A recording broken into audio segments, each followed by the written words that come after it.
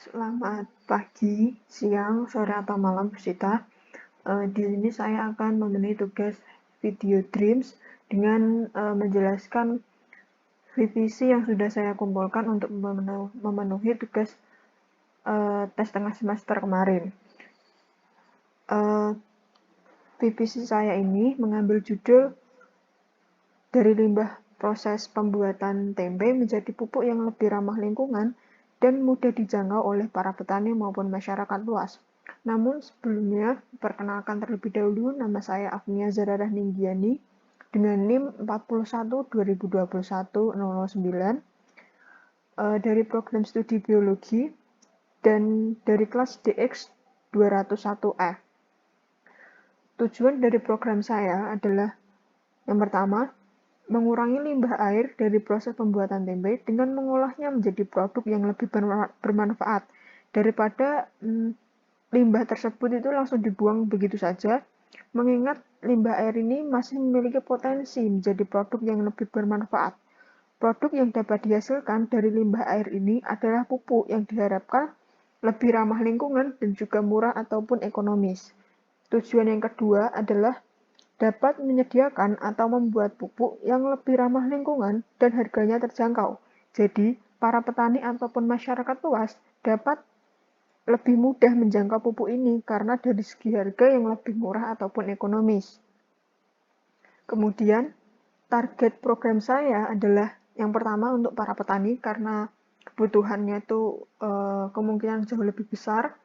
Kemudian baru yang kedua masyarakat luas yang profesinya itu di luar atau bukan sebagai petani. Lalu potensi performa jiwa kreatif minority.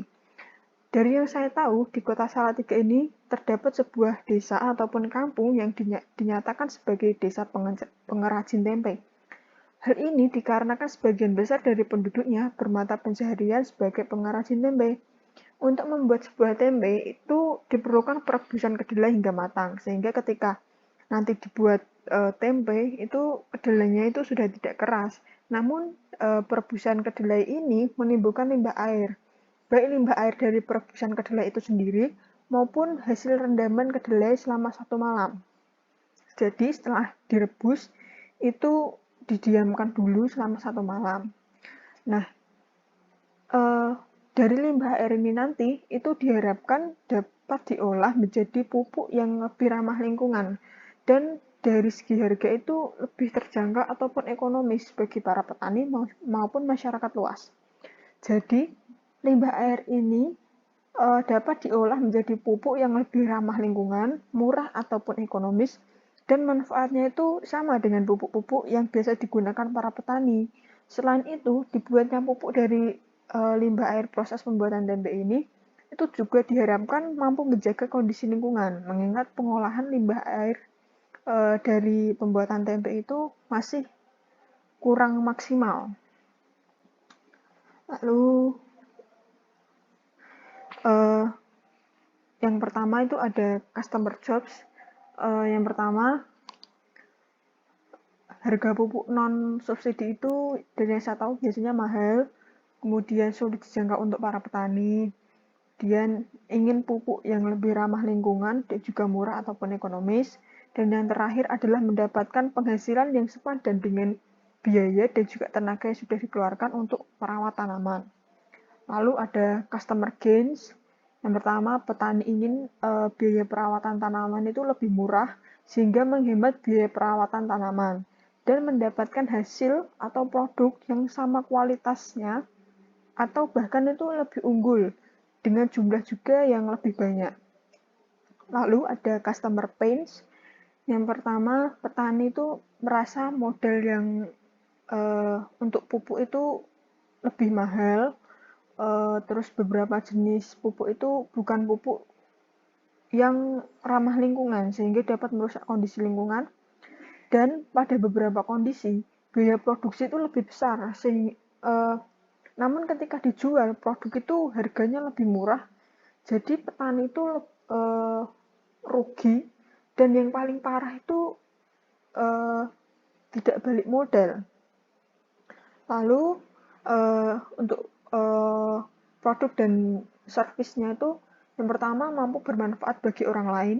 Yang kedua, mampu menghasilkan pupuk yang lebih ekonomis ataupun murah, mudah dijangkau, dan ramah lingkungan. Yang ketiga, mampu mengurangi limbah dari hasil produksi tempe. Lalu ada chain creator. Yang pertama, petani dapat menghemat biaya produksi sehingga memperoleh penghasilan yang maksimal dan dapat menghasilkan produk dengan kualitas yang baik dan jumlahnya itu diharapkan juga lebih banyak karena menggunakan pupuk yang lebih ramah lingkungan. Lalu untuk pain relievers, yang pertama, karena bahan baku pupuknya itu berasal dari limbah, maka kemungkinan harga dari pupuk itu lebih murah. Kemudian mudah untuk dijangkau dan ramah lingkungan. Lalu yang kedua, karena biaya produksi dari produk para petani itu lebih murah, maka kemungkinan untuk mendapatkan penghasilan yang maksimal bagi para petani itu juga semakin besar. Sekian untuk video Dreams dari saya. Kurang lebihnya minta maaf. Sekian dan terima kasih.